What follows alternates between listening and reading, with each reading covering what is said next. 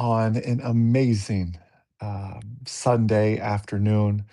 It's the Moolah Morning Brew. It's 1 p.m. Eastern time, but if you're on the West Coast, it's morning still, morning time. As Gavin, our 8-year old, normally says, "Dad, when's morning time?" He just wants to know when he can wake up and eat and everything else. Hope you all have an amazing day. Still, even though it's 1 p.m., having coffee number three. Don't tell anybody. Don't judge me, but it's important sometimes. It's important. We've been on this theme lately of making 2026 your best year yet. And if you are looking like, how can I make 2026 better? Right? There's my beautiful wife. She said coffee number two for her. It's true. I made them for her. How can we make 2026 better? Better said, how can we make 2026 different?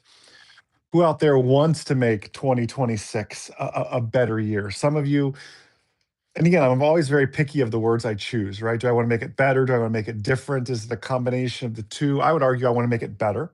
I think 2025 was a great year, but we're always looking to improve. We're always looking to find what's that 1, 2, 3%. Like I'm not looking. I shared this last week. I am not just seeking out home runs. It is great when you hit a home run financially, in your personal life, in your marriage, whatever it is. Like that is amazing, and I applaud those. And those are the things that make it, on Sports Center, to continue the sports analogy. But I like winning, and you can create long term wins by building these short, tiny gains. And that's what I want to talk to you about today. How do we make 2026 better, different, best year yet? You fill in the descriptor of what you want to call that. You can fill that in for yourself. But I have some notes. I want to pull up my iPad here so I don't get too far off track. One of the things here is, and you hear this so often you hear it in New Year's resolutions. I'm not like a big New Year's resolution. I'm not anti New Year's resolution. I am big in making a plan and getting stuff done. Like it is just that simple. Like don't tell me what you're going to do, show me it instead. I'm that kind of person. I'm okay if you want to tell me it too. That's great. I think you need accountability. You need to confess your goals to others so they can hold you accountable, but I'm more of a doer. My wife will tell you that, like, sometimes to an extreme. Like just buckle up and let's get the thing done. Any other big time, like, just doers out there, like, just make it all happen. Now I have, and I just did one, and I probably am due for another one based on some recent kind of prophetic ideas Magda and I have been having, um, of like a thinking day, a planning day. Like if we've got 2 weeks left in the year, I strongly encourage you, especially with the knowledge you're going to get here today, to take a 2026 like planning day, thinking day. It can be a weekend, like make a cup of coffee, get a notebook. Some of you can sit outside this time of year. Some of you might be a coffee by the fireplace. To do that's a little chilly, where you're watching maybe, and like have that planning day.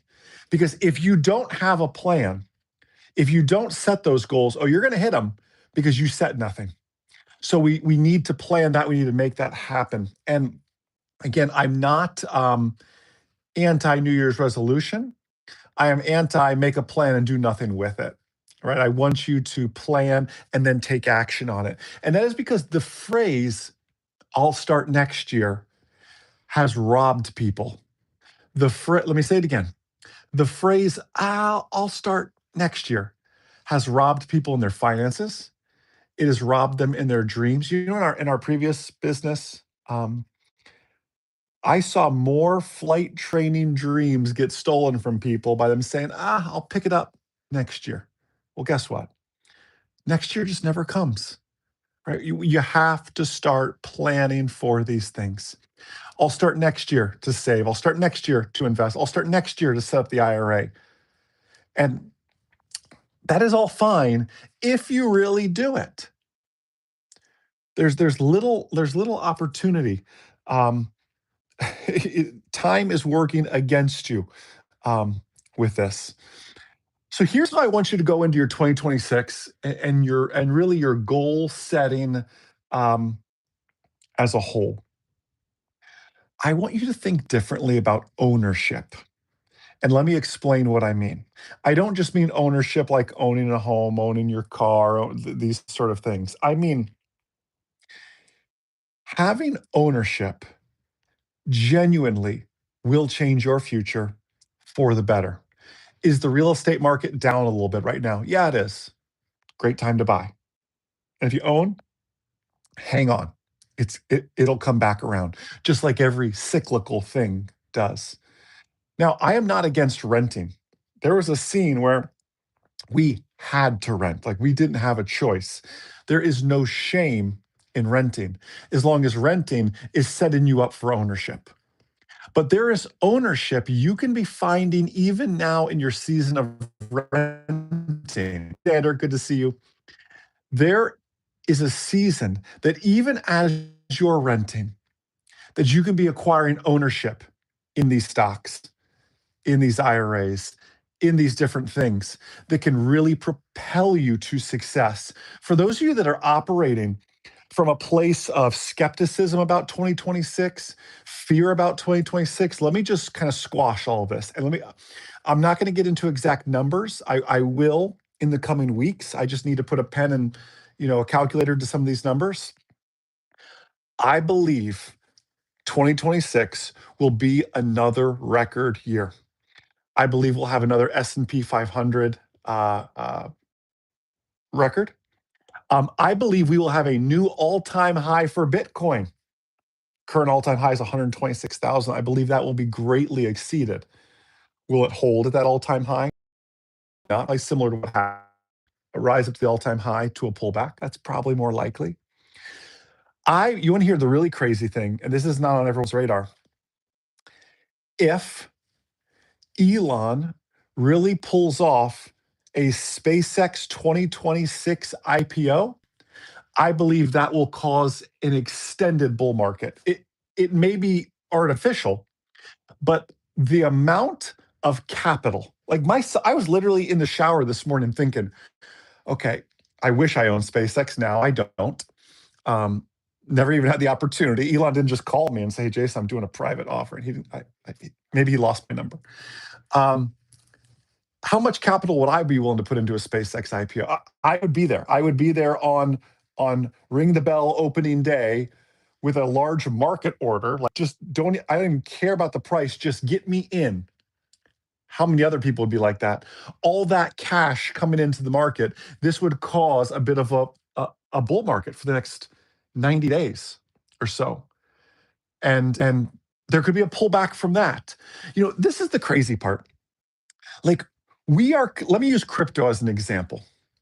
We are all complaining about Bitcoin at 90,000 right now.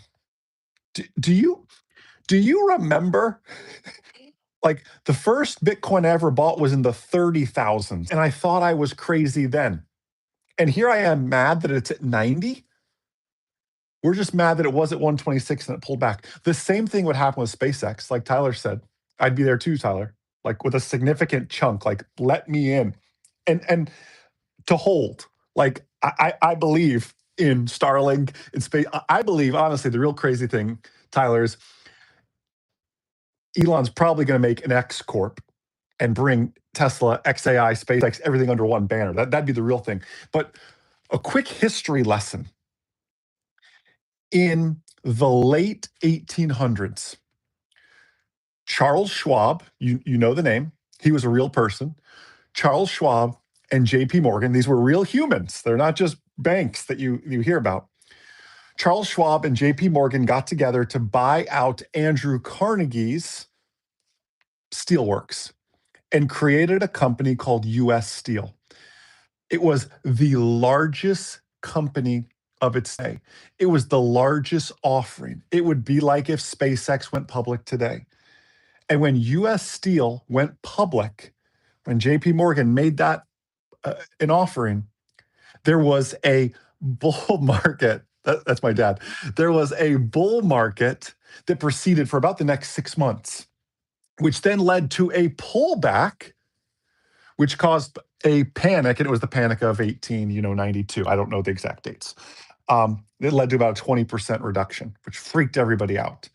Um, Same thing happened in crypto. You hit an all-time high, you experience a 20% pullback. SpaceX, I guarantee SpaceX launch will cause a prolonged bull market in 2026, but don't be surprised if there's a general market pullback about 6 months after the hype fades, because that's how the market works. But it's not going to pull back to where we're sitting here today, because it's going to run and going to pull back to a previous all-time high, to where it was in say February of 2020. Like all of these pullbacks are just little stepping stones along the journey. This is why, Tyler, I envy someone like Xander, who's got this knowledge at 18, 19, 20 years old. Can't remember how old Xander is. Um, he's probably got facial hair now. Um, but having this knowledge that young to be started, I think, oh my goodness, like what a head start. And then the patience to hold through the storms and everything else. That's going to reap serious, serious dividends. You have to find ways. I'm sorry I got on a bit of a diatribe there. You have to find ways, 21, that's close. You have to find ways to create more ownership in 2026, whether that be, I see your comment, Tyler, whether that be home ownership, it's an excellent time to buy. Rates are going to continue to come down. Um, you know, love Trump, hate Trump. I really don't care. You're entitled to your opinion, but I do appreciate his aggressive approach towards interest rates. I think that is going to help over the long term. And I'm saying that as someone, by the way, whose business is in making interest off of money. It's one of the ways moolah makes money. So a cut in interest rates cuts into moolah as well. But I believe the overall trajectory of the market will benefit long term, if you understand what I'm saying. I'm okay with that. And I imagine others in automotive and real estate and everything else are okay with rates coming back, because that will stimulate the economy from that standpoint. So continuing to find opportunities for ownership with that, because you have to realize this. If you don't own it, it could be owning you.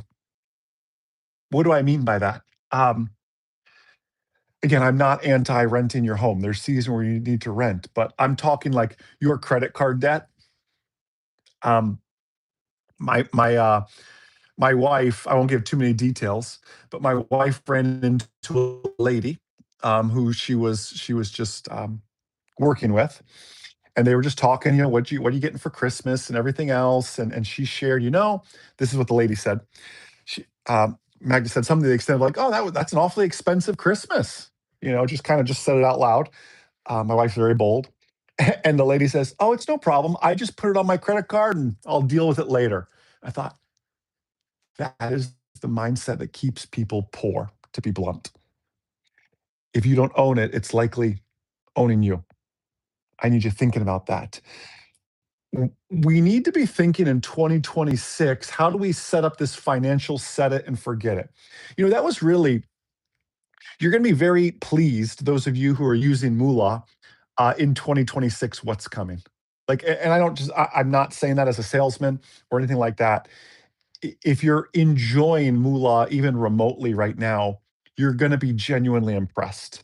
And I'm not saying that as a hype cycle or anything like that. Like, I'm excited about what we're building, because I've already been using it and I've seen the results of it. If you think what Sophia, that's your autopilot investor, is cool now, wait 90 days. Wait, 180 days and see. Like, in the background, we're always pushing little changes as to where this really goes. So we can truly set up. You know what my goal is for Moolah? I want every dollar, whether you spend it, whether you save it, whether you are just the river that it passes through to you to get to others, should be making you money. That is my honest goal. And that sounds crazy, but whether you are spending money or making money, I want moolah investing for you. And we're working on some of those solutions and everything else now to give you this set it and forget it. You have this ability now with auto investing into your IRA, auto investing into Sophia, some of these different mechanisms for you. But in 2026, as you make this plan, you need to be thinking, where's the $100 a week, $100 a month, the $50 a month? It doesn't matter. Like, what is the set it and forget it that I can push out there to put this thing on autopilot? What am I saving for? Who am I doing this for? That's where you really need to be thinking. And as you go into 2026, I want to say something else a little bit profound. 2026 is not a year of defense. You should still be on the offense. I don't care what CNBC says or CNN or Fox News or wherever you listen. I really, that doesn't matter to me. I don't care what they're all saying. I am telling you, the ratings go up when they sell fear. And they sell fear of AI bubble. They sell fear of, oh, 2008 is coming again, dot crash is coming again. They say all of these. There's radical opinions out there. Stock up on gold, stock up on crypto, sell all that. You see, I see it all. And I am telling you, 2026 is still a year to be on the offense. Now, I will be honest with you, when there's a time or when there's a season to be on the defense a little bit, and I'm telling you, the ingredients are not there just yet. Will they come? Yes, they could come, but I don't think they're going to come in 2026. I think you will see multiple S&P 500 all-time highs, and I'll be releasing what I believe that exact number is going to be by the end of the year. Um, by the end of this year, I mean, I'll be releasing what that is. Um, and I'm not trying to say I'm some genius by any means, but my Bitcoin all-time high prediction was 125,000. It hit 126,000. It's since retreated. There is a mathematical power law based on not just resistance, right, and support levels, but there's a mathematical formula for how these things move. Now, there's economic events and everything beyond our knowledge and control and everything else. But I'm telling you, it's math. It's not always simple math, but it's math. And I'll be where I think Bitcoin is going to go in 2026. My big thing, just to tell you where I'm thinking is, will there be a two up front? I not I positive on that just yet. It's going to be high hundred thousands. Will it have a two up front? I that's where I need to tighten up the numbers a little bit. But I'm very optimistic. So for those of you that own IBIT and just the coin itself, the token itself right now, and you log into your Moolah account and go, huh, this is not looking ideal. Just hang in there. Just hang in there. I'm telling you, 2026 is not a year for defense. It is a year to still be on the offense. And what I hope this is all shared with you is maybe some of you need a mindset shift going into 2026 because the media has beaten you up, your job has beaten you up. It is not about more income. It is not all more income is great. But you can make more money, and if you still have the same crummy money habits, you will burn through that money too. You have to have a habit, an attitude, an internal culture, a culture within your home of saving and investing. It is really, really that simple. It sounds crazy. The majority of my Christmas shopping this year has been done using American Express points that I swap in for gift cards to buy stuff. I'm not kidding. Like, I, while we're not like insanely frugal by any means and pinching every penny or whatever that may be, they're just I'm always looking for opportunities to save and opportunities to stay invested and being and changing that mindset going forward. Some of you need a little bit of a reset in the mindset department and believing in yourself that that'll happen. So let's kind of recap here. I'm gonna take a sip of coffee. Let's recap here quickly. I believe for 2026, you need to sit down and set some goals. You should probably take a thinking day. That sounds a little bit silly. I remember when I first told people I was going to take a thinking day, they said, "Well, what are you going to think about?" You sleep in, which is rare for many of you. You sleep in, you make a cup of coffee, you get a pen and paper, and you just start dreaming. You know, and when I say you start dreaming, like you dream like a kid. One of our team members, that helps at the house, her daughter came over and we were asking her what she wants for Christmas. And she was thinking, I told her, I said, you need to dream big. And she said, "Well, I want a swimming pool." So why would you ask for one swimming pool when you can have two swimming pools, one for you and one for your brothers? You don't have to share a pool with them, right? And she's like, yeah, that's awesome. She's like 4, right? Like that's the kind of audacious dreaming I mean, though, to sit down. Now we do need to bring some of those dreams back in reality, but I mean just like thinking bigger than you've ever thought before. We're doing the exact same thing: personal, business, marriage, health. All of these areas of influence over your life are so important. And if you ever want to share them with me, most of you have my email address. Um, I'll always be your accountability partner with that. But I'm here to tell you 2026 is going to be a great year. This is recorded, right?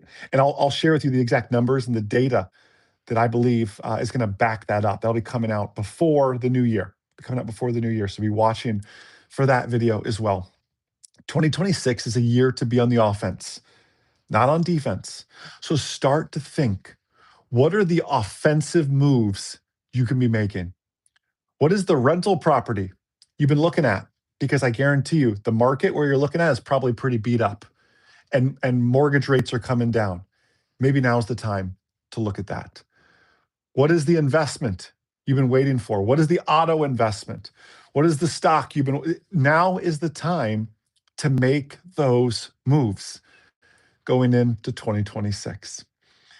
We have some great things planned. I can't wait to share them with you more in the future. Thank you for being such a valuable member, a Moolah member, as we call you all, really like family.